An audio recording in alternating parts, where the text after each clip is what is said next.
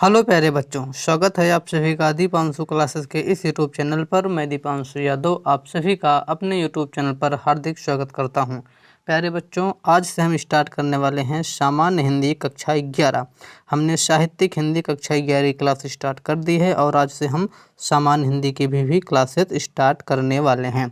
बता दें, सामान्य हिंदी वो विद्यार्थी पढ़ेंगे जिन्होंने क्लास 11th में साइंस साइड को चुना है, जो विज्ञान वर्ग से हैं। तो आज से हम स्टार्ट करेंगे कक्षा 11 सामान्य हिंदी। तो हम सबसे पहले उसके पाठ्यक्रम पर चर्चा कर लेते हैं। तो आज हम चर्चा करने वाले हैं कक्षा 11 सामान्य हिंदी पाठ्यक्रम। तो चलिए देखते हैं, आपका जो पूर्णांक होगा वो 100 नंबर का होगा। उसमें आपके कितने खंड होंगे, तो आपको उसमें दिए जाएंगे 2 खंड। पहला खंड है 50 नंबर का, तो हम पहले खंड पर चर्चा करते हैं। खंड नंबर का अंक है 50। उसमें पहला है हिंदी गद्य का विकास। हिंदी गद्य का उद्भव एवं विकास में भारतेंदु और द्विवेदी युग से प्रश्न बनेंगे। कितने? 4। प्रत्येक 1 अंक के होंगे, तो 4 नंबर यहाँ से आपको मिला। फिर दूसरा है काव्य साहित्य का विकास। इसमें पद्य साहित्य का उद्भव एवं विकास है, काल विभाजन है, आदिकाल, भक्ति काल, रीतिकाल की आपकी प्रमुख प्रवृत्तियाँ हैं, कवि हैं और उनकी रचनाएँ हैं। फिर सड़क सुरक्षा एवं यातायात आता है, इसके 2 नंबर। ये यहाँ से कुछ बहुविकल्पीय प्रश्न के टाइप से पूछे जाते हैं। फिर आता है पाठ्यक्रम में निर्धारित गद्यांशों पर आधारित 5 प्रश्न आते हैं। आपका जो चैप्टर होगा हिंदी का, उसमें जो गद्यांश आते हैं गद्य खंड हिंदी वाले, वहाँ से 5 प्रश्न आएंगे। तो 5 प्रश्न को मिला करके 10 अंक निर्धारित होते हैं।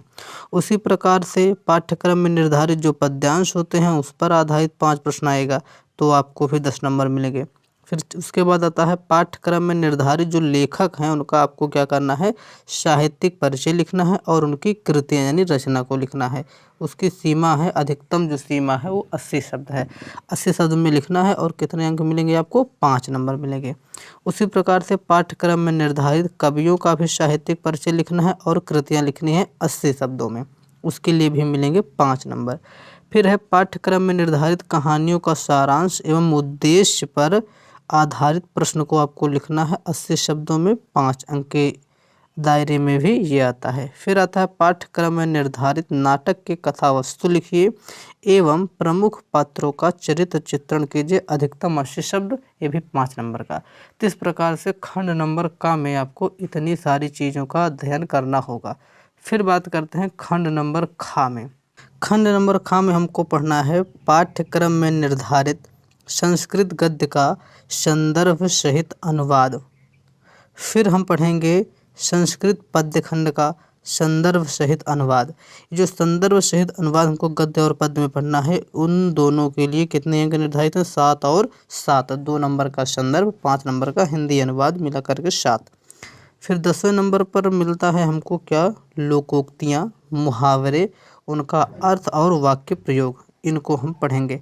फिर हम देखते हैं यहाँ से व्याकरण की दृष्टि से जो पोर्शन है संधि। संधि में हमारे में सिलेबस में दीर्घ संधि, गुण संधि, यण संधि, अयादि संधि, इनमें से किन्हीं 3 संधियों के संबंधित शब्दों का विच्छेद आएगा। फिर आता है संस्कृत शब्दों में विभक्ति की पहचान करना। संज्ञा में है आत्मन का, नामन का, राजन का, जगत का और सरित का। सर्वनाम में है सर्व का, इदम का और यद का। फिर आता है शब्दों में सूक्ष्म अंतर। शब्दों में सूक्ष्म अंतर, जैसे अनेकार्थी शब्द हैं, अनेक शब्दों के लिए एक शब्द है, केवल 2 शब्द। ठीक है। वाक्यों में त्रुटि मार्जन, जैसे लिंग में, वचन में, कारक में, काल में, वर्तनी में, इन सब में जो हमारी त्रुटियां हैं उसको सही करने के लिए आता है। फिर आ जाता है काव्य सौंदर्य के तत्व। काव्य सौंदर्य के 3 तत्व हैं, रस है, छंद और अलंकार है। रस, छंद और अलंकार, ये आपके क्या हैं? काव्य सौंदर्य के तत्व हैं। तो सबसे पहले हम देखते हैं अलंकार में क्या पढ़ना है हमको। तो अनुप्रास, यमक, श्लेष, उपमा, रूपक, उत्प्रेक्षा, भ्रांतिमान और संदेह, इन 5 को हमको पढ़ना है। छंद में पढ़ेंगे चौपाई, दोहा, सोरठा, कुंडलिया। और उसके बाद फिर देखेंगे पत्र लेखन। पत्र लेखन किस स्तर पे है? जैसे नियुक्ति आवेदन पत्र है, बैंक में किसी व्यवसाय के लिए, ऋण प्राप्त करने के लिए है, अपने नगर या गांव के सफाई हेतु संबंधित अधिकारी को पत्र है। ये सब कितने नंबर में है? तो ये आपको 6 नंबर के लिए आएगा। फिर बात करेंगे निबंध। तो निबंध आपको लिखना है विज्ञान, वाणिज्य, शिक्षा, सामाजिक एवं राजनीतिक चेतना, यातायात के नियम पर आधारित, जनसंख्या और स्वास्थ्य, पर्यावरण, इन सबसे संबंधित आपको आता है निबंध 9 नंबर का।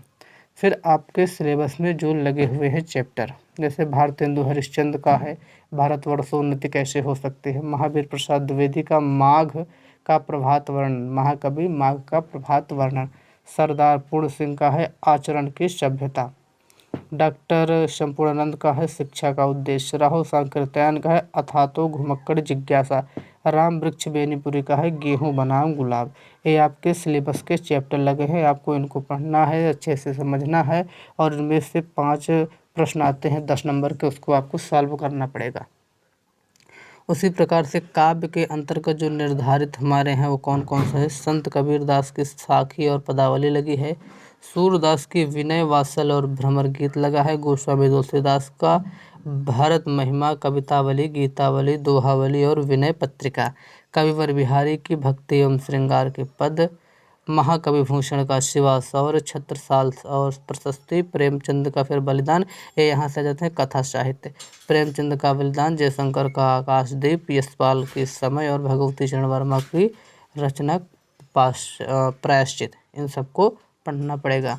फिर आ जाता है आपके उसमें जो है खंड काव्य, अलग अलग राज्य में अलग अलग ज़िले में अलग अलग खंड काव्य हैं, तो हम आपको सभी खंड काव्य पढ़ाएंगे, वो चाहे कुहासा किरण हो, आन के मान हो, गरुण ध्वज हो, सूतपुत्र हो, राजमुकुट हो, हम आपको सभी को पढ़ाएंगे, जिसके जहाँ पर जिस जिले में जिसके संबंधित जो खंड काव्य लगा है वो अपना यहाँ से पढ़ लेंगे, ठीक है, हम पढ़ा सब देंगे।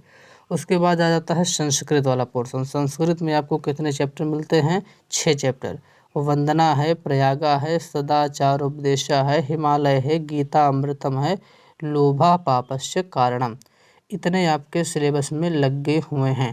तो इन सभी को हम क्रम बाय क्रम करके आपका सिलेबस जल्द से जल्द समाप्त करेंगे और आप लोग अच्छे से पढ़ाई कीजिएगा। इसकी प्लेलिस्ट हम बना दे रहे हैं, आप लोग प्लेलिस्ट जा करके ज़रूर चेक कीजिएगा। कक्षा 11 सामान्य हिंदी के नाम से प्लेलिस्ट होगी। चलिए चलते चलते आप सभी के लिए बनाते हैं हंसने वाली इमोजी, हम प्रतिदिन बनाएंगे, हर वीडियो के अंत में बनाएंगे और आप लोग को हंसाएंगे। थोड़ा इमोजी गलत बन जाएगा, उसके लिए क्षमा चाहते हैं, हाथ से ही बना रहे हैं। फिर मिलेंगे नेक्स्ट वीडियो में, तब तक के लिए बहुत बहुत धन्यवाद। आप सभी लोग अच्छे से पढ़ाई करते रहें, प्लेलिस्ट को ज़रूर चेक करें। धन्यवाद।